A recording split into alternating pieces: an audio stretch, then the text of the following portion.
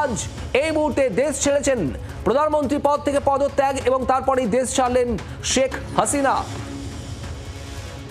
হেলিকপ্টারে দেশ ছেড়েছেন এমনটাই সূত্রের খবর।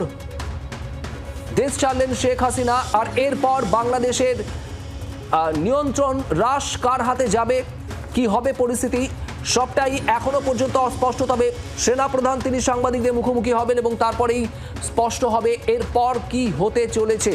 সেনার নিয়ন্ত্রণেই কি থাকবে আপাতত বাংলাদেশ?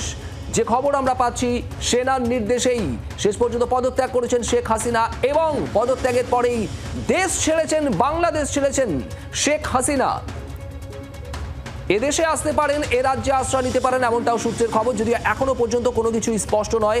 আপনাদের আরও একবার জানাবো, বাংলাদেশ আওয়ামী লীগ সরকারের পতন, প্রধানমন্ত্রী পদে শেখ হাসিনার পদত্যাগের সঙ্গে সঙ্গে এই আওয়ামী লীগ সরকারের পতন, আর পদত্যাগ করার পরেই দেশ ছেড়েছেন, বাংলাদেশ ছেড়েছেন শেখ হাসিনা। সব্যসাচী চক্রবর্তী আমাদের প্রতিনিধি রয়েছেন আমাদের সঙ্গে। সব্যসাচী, সেনার তরফ থেকে সেনা প্রধান তিনি সাংবাদিকদের মুখোমুখি হবেন, ঠিক কি পরিস্থিতি, এরপর কি হতে পারে, তার কি আভাস মিলতে পারে এই সেনা প্রধানের বক্তব্যেই? দেখো, এখনো পর্যন্ত গোটা দেশ কিন্তু যে আন্দোলন লং মার্চ টু ঢাকা, যে আন্দোলন আজকে ছিল তা হলো গণভবন, সেখানে প্রধানমন্ত্রীর যে বাসভবন, সেই গণভবন ঘেরাও অভিযান ছিল।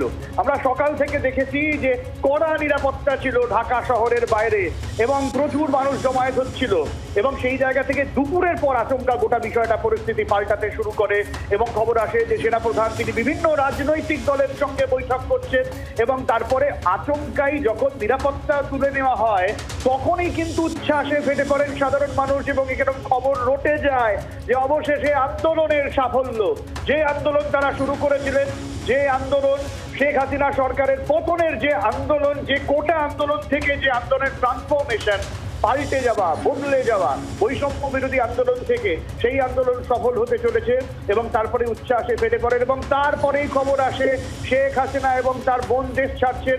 যে হেলিকপ্টারের ছবি আমরা দেখাচ্ছি জি 24 ঘন্টা এক্সক্লুসিভ, সেই হেলিকপ্টারে করে গণভবন ছেড়ে শেখ হাসিনা তিনি বেরিয়ে গিয়েছেন। কোথায় যাচ্ছেন শেখ হাসিনা তা নিয়ে এখনো জল্পনা রয়েছে। বাংলাদেশের বিভিন্ন সংবাদ মাধ্যম সূত্রে জানা যাচ্ছে যে তিনি হয়তো পশ্চিমবঙ্গের উদ্দেশ্যে রওনা দিয়েছেন, ভারতের আশ্রয় তিনি নিতে পারেন। আবার কোনো কোনো সূত্র আরো অন্যান্য দেশের নামও বলছে। গোটা বিষয়টার উপরে কড়া নজর রেখেছে নয়াদিল্লি এবং এই জায়গা থেকেই তুমি আমাদের সঙ্গে থাকো। যে ছবি আপনারা এই মুহূর্তে দেখতে পাচ্ছেন, হেলিকপ্টার উড়ে যাওয়ার একেবারে সেই মুহূর্তের ছবি। এই হেলিকপ্টারে করেই দেশ ছেড়েছেন আর নিজের বোনকে সঙ্গে নিয়ে শেখ হাসিনা, যেমনটা মনে করা হচ্ছে, যে খবর আমরা পাচ্ছি। এই হেলিকপ্টারের ছবি আপনারা দেখছেন, ঢাকায় প্রধানমন্ত্রীর বাসভবন, সেই বাসভবন থেকে উড়ে গিয়েছে এই হেলিকপ্টার। শেখ হাসিনা এবং তার বোন রয়েছেন এই হেলিকপ্টারে। পদত্যাগ করার পরেই দেশ ছেড়েছেন, একদম দ্রুত দেশ ছেড়েছেন শেখ হাসিনা। সেই হেলিকপ্টারের ছবি এবং এখনো পর্যন্ত যে খবর আমরা পাচ্ছি, এই হেলিকপ্টারে করেই দেশ ছেড়েছেন শেখ হাসিনা। সব্যসাচী, সেক্ষেত্রে কোথায় যাচ্ছেন শেখ হাসিনা, কোথায় নেমেছে হাসিনার হেলিকপ্টার, এখনো পর্যন্ত কোনো খবর কি মিলছে?